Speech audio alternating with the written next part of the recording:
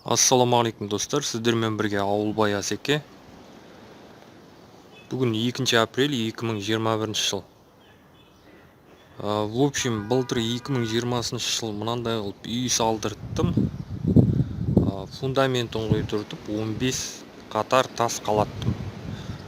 В общем, осы істеткен нәрсеме қанша ақша жұмсадым, соның барлығын айтқым келіп отыр. Бұл үйдің размері 13-14. В общем, бұл видеода осы үйге жұмсаған ақшамның шығынын айтқым келіп отыр. Достар, в общем, мынандай сұрақтар болды алдыңғы видеоларда. Үй салдырту үшін қанша ақша жұмсадың, шығыныңды есептеп айтсаң, сосын қанша цемент жұмсадың, қанша ПГС жұмсадың, қанша шебен кетті, сол туралы видео түсірсең деген сияқты комментарийлар болды. Сол бойынша түсіріп отырмын бұл видеоны. В общем, дәл қазір өзімнің жұмсаған ақшамды жазған дәптерімді көрсеткім келіп отыр. В общем, ең бірінші қанша цемент, қанша ПГС, қанша шебен, сол туралы. Сол сұрақ бойынша. В общем, ең бірінші 40 штук цемент алыппын, яғни 40 мешок цемент алыппын 50 мың теңгеге. Одан кейін екінші рет тағы да алдым, цемент жетпей қалып. 30 штук цемент алдым 37.500 теңгеге. 70 штук цемент, яғни 70 мешок цемент фундаментке кетті. Содан кейін ПГС құм алдым 3 ковш, ол жетпей қалды, қайтадан тағы алдым. 10 мың теңгеден алыппын 3 ковшын.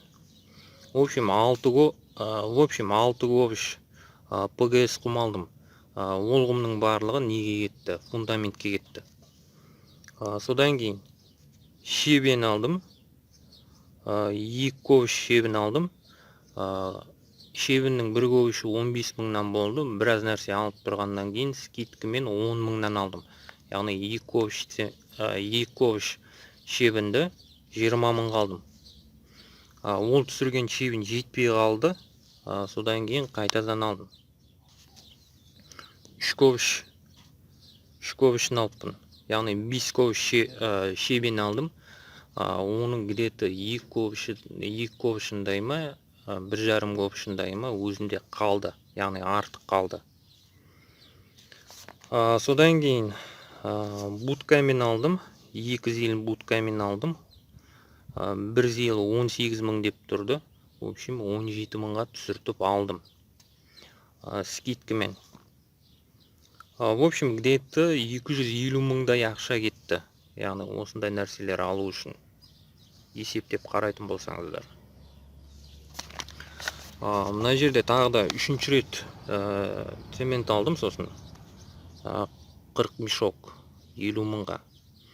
Бұл уже кладкаға кетті. Яғни тас қалатуға кетті. 40 кубтан где-то 10 мешогдай қалды өзінде. Яғни артық қалды. Артық қалған нәрсе тұра береді, гаражда жатыр қазір. Енді полный шығынды айтатын болсақ, полный шығын болғанда менде аулада старый үй тұрды. Где-то ол старый үйден 50 кубтай тас шықты. Сол 50 куб тасты мына жаңадан салдыртып отырған үйіме полный жібердім. Яғни 50 куб тас өзімнен болды. Тастың кубын 8 мыңнен алдым. 8 мыңнан. 21 куб тас түсіртіппін. Біріншісінде 7 куб пен 8 куб. Яғни 2 камазбен алып келдім. 10 тондық 2 камазбен алып келдім. Біреуін 54-ке алдым, біреуін 60 қалдым. Үшіншісінде тағы да түсірдім. Үшіншісінде емес, уже екіншісінде 6 куб тас түсірдім. 48 мыңға. Яғни кубын 8 мыңнан алдым тастың. В общем, 50 куб тас экономдадым. 50 кубты 8 мыңнан есептейтін болсақ, где-то 400 мыңдай ақша экономдап қалыппын. Полный шығыны фундаментке 15 қатар тасқа жұмсаған полный шығын мынандай. 1.350.000. 400 мыңды қосқанда где-то 1.750.000. Яғни 13-14 размерлі үй салдыртатын болсаңыздар, где-то 2 миллиондай ақша керек болады. Фундаментке 15 қатар тас қалату үшін, полный үй салдырту үшін емес. В общем, осындай ақша керек болады фундаменттің өзіне и 15 қатар тастың өзіне. Яғни 2 миллиондай ақша керек болады. Егерде Маңғыстауда тұратын болсаңыздар.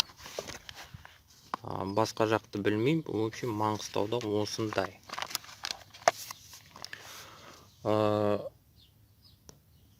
Үйдің фундаментін тасын қалату үшін қанша ақша төледім адамдарға. Адамдарға где-то 600 мыңдай ақша төледім. Яғни 600 мыңдай ақшаға істеттім. Достар, видеоны мен осы жерден жалғастырып түсіріп отырмын. Себебі телефонның памяті толып қалды. В общем, түсінгендеріңіздей 13-14 үй салатын болсаңыздар, примерно 2 миллион ақша керек болады. Егерде Маңғыстауда тұратын болсаңыздар, полный үйді емес, фундаменттен бастап 15 қатар тас қалататын болсаңыздар, 2 миллиондай ақша керек болады. Егерде фундаменттен бастап полный крыша алататын болсаңыздар, яғни черный вариантта істететін болсаңыздар, примерно 2,5 миллион, 3 миллион ақша керек болады. Егерде Маңғыстауда тұратын болсаңыздар. В общем, қанша материал, қанша ақша жұмсағаным туралы түсінікті деп ойлаймын. Ендігі мәселе тағы да айтқым келгені, көрсеткім келгені. Мен үй салдыртып бастаған кезде үйдің чертежін сыздырттым. Мынандай қылып автокадпен сыздырттым.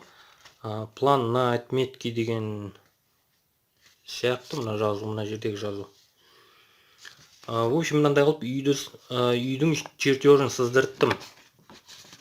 Мына жердегі котелді алып тастадым. Мына котелді и мына жердегі бос орынды алып тастадым.